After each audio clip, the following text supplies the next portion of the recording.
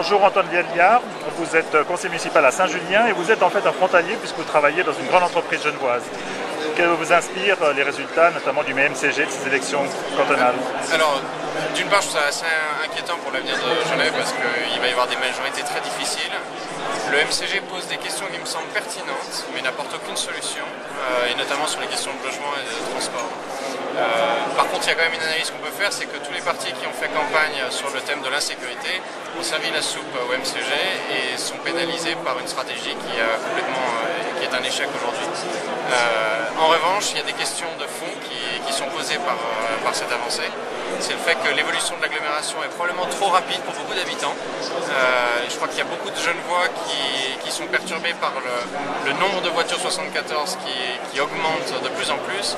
Et ils oublient en partie que cette augmentation vient du fait qu'il n'y a pas assez de logements qui sont construits à Genève et qu'il va falloir construire des logements pour ralentir cette évolution que certains vivent très mal.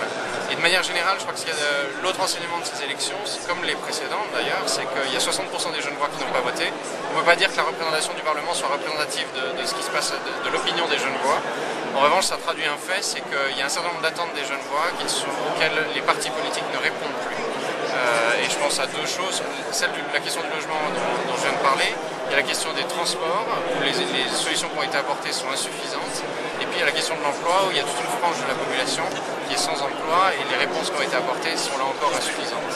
Alors quelles devraient être les réponses pour les 4 prochaines années, à votre avis, de la majorité qui va se dégager, qui restera républicaine quand même? Alors je pense qu'il y a plusieurs réponses. La première, c'est que d'une part, je pense qu'il faut revoir cette politique économique qui consiste à faire venir de plus en plus de multinationales avec leurs employés alors qu'il n'y a déjà pas suffisamment de logements pour les Genevois et qu'on circule de moins en moins. La deuxième réponse, c'est qu'il va falloir bien construire les logements pour la jeunesse genevoise. Il y a quand même j'ai pas vu le détail sur ces élections-ci, mais la dernière fois, il y avait quand même les 3/4 des Genevois de moins de 40 ans qui n'avaient pas voté.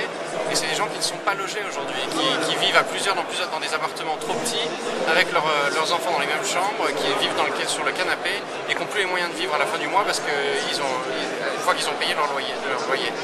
Et donc je pense qu'il y a revoir la politique économique, construire les logements dont on a besoin, et puis apporter des solutions concrètes sur les transports. Parce que même si le MCG progresse, il y a quand même une écrasante majorité des Genevois qui ont soutenu des partis qui sont favorables à la création d'infrastructures de transport telles que le CEVA.